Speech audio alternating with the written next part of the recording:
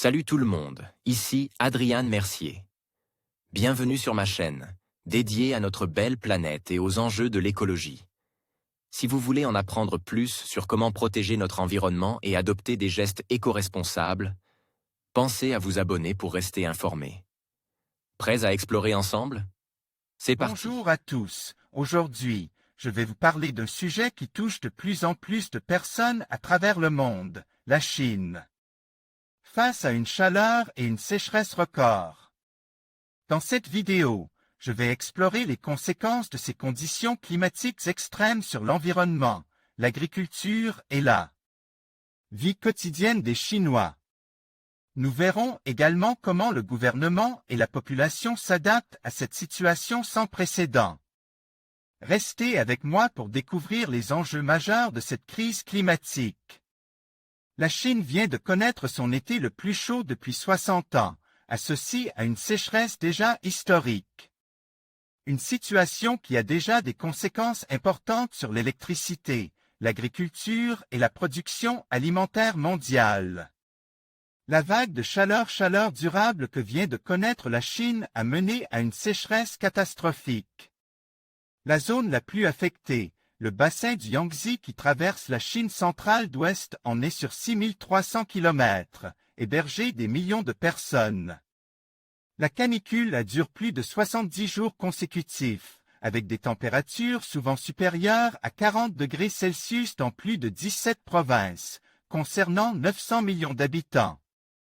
Plus de 260 stations météo chinoises ont enregistré un record absolu de chaleur au cours de l'été 2022. Les services météo en relèvent jusqu'à 45 degrés Celsius à Bébé en journée et jusqu'à 34,9 degrés Celsius en pleine nuit à Chongqing. Toute la moitié sud du pays a été touchée par la sécheresse, qualifiée de sévère, niveau 3 sur 4 sur un tiers de la Chine. À un an, le déficit de précipitation au cours de l'été atteint moins 60%. Le sud de l'Asie, dont la Chine, fait partie des zones les plus impactées du globe par les vagues de chaleur provoquées ou aggravées par le réchauffement climatique. Le plus grand lac d'eau douce du pays est asséché. Le lac Poyang est un exemple frappant de la sécheresse historique. Le niveau de ce lac, le plus grand du pays en ce qui concerne eau douce, fluctue entre hiver et l'été, mais la saison estivale est toujours marquée par un niveau élevé en raison des pluies fréquentes. Cependant, le lac n'a pas pu se remplir au cours de l'été 2022 en raison du déficit de pluie et de la sécheresse du bassin de Yangtze. Ces images des satellites OLI et Landsat 8 de la NASA montrent la différence entre le 10 juillet et le 27 août 2022. Le niveau le plus élevé de l'année a été atteint fin juin, 25 mètres, juste avant la première photo, et a ensuite chuté jusqu'à 12 mètres jusqu'au 6 août. Jamais un niveau aussi bas n'avait été enregistré en été depuis le début des relevés en 1951.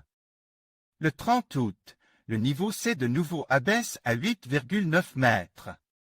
Ce niveau extrêmement bas correspond à celui que l'on retrouve l'hiver et s'est donc produit avec 100 jours d'avance. Des millions d'habitants dépendent de ce lac pour l'eau potable, irrigation des cultures et l'électricité. Le manque d'eau a des conséquences nationales et internationales. Le deuxième lac d'eau douce le plus important du pays, Dongting, souffre également d'une sécheresse historique. La rivière Yangtze est descendue à son niveau le plus bas depuis 1865, obligeant à des coupures d'électricité. Dans cette zone, de nombreuses entreprises ont été contraintes de fermer en raison du manque d'électricité issue de énergie hydroélectrique. La province de Sichuan générait en temps normal 30% de l'énergie hydroélectrique de la Chine, mais les vagues de chaleur et de sécheresse 2022 ont été responsables d'une forte chute de la production, 440 millions de kWh par jour au lieu de 900 millions de kWh par jour en temps normal.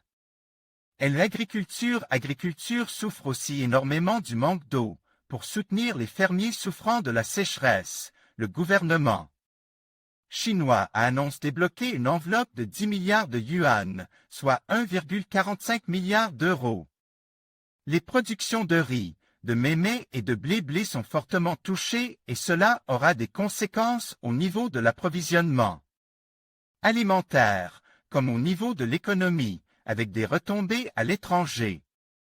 Un coup dur pour la production alimentaire mondiale à une période où les imports de céréales sont déjà nécessaires dans de nombreux pays pour pallier les conséquences du conflit entre la Russie et l'Ukraine.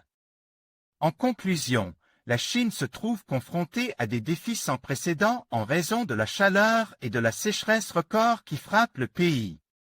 Avec des températures atteignant des niveaux alarmants et des précipitations en forte baisse, les conséquences sur l'agriculture, l'approvisionnement en eau et la santé publique sont préoccupantes.